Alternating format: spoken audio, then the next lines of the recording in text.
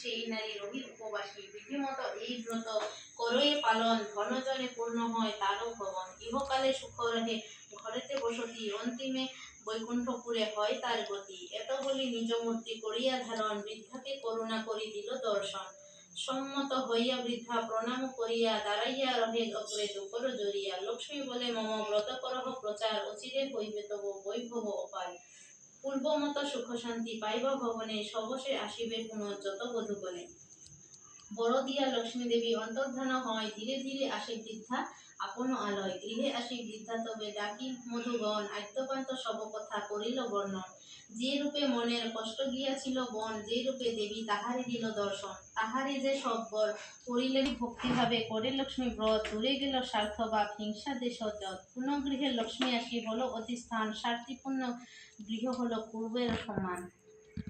দৈবযুগে একদিন ব্রতের সময় জনৈক রমণী আসি উপনীত হয় চিররুগ্ন পতিতার অক্ষম অর্জনে ভিক্ষা করি অতি কষ্টে খাই দুইজনে শান্তশিষ্ট ভাবে বসি হয়ে এক মন ভক্তি করি ব্রত কথা করয় শ্রমণ অন্তরে দেবীরে বলে হয়ে অতি দিন এক মূর্খ নারী আমি তাতেই ভক্তিহীন আমার অবস্থা মাগে সব তুমি জ্ঞাত একবার মোর প্রতি কর দৃষ্টিপাত চিররুগ্ন পতি মোর অতিশীর্ণ গায়ে সুস্থদেহ হয় যেন তোমারও কৃপায় জানো তুমি কি ভাবিতে দিবস কাটায় দুজনে দুবেলা যেন অন্ন খেতে পায়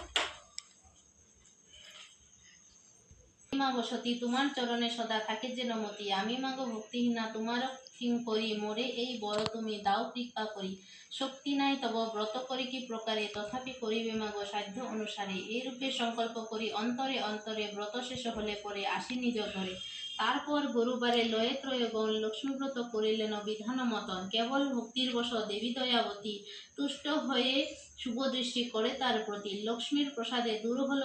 দুঃখ তার নিরোগ হইল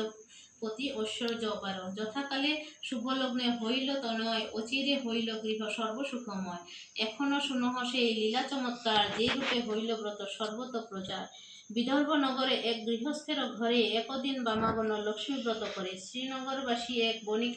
নন্দন ব্রতের সময় তথা করে আগমন অতি ধনী সদাগর তারা 5 ভাই পুত্র পৌত্র নিয়ে সুখে থাকে এক ঠায় হেলা করি সদাগর জিজ্ঞাসে সবাই কার ব্রত কর সবে কিবা ফলতায় শুনিয়া তাহার বাক্য বলে ব্রতিগণ লক্ষ্মীব্রত করি সবে সৌভাগ্য কারণ একটা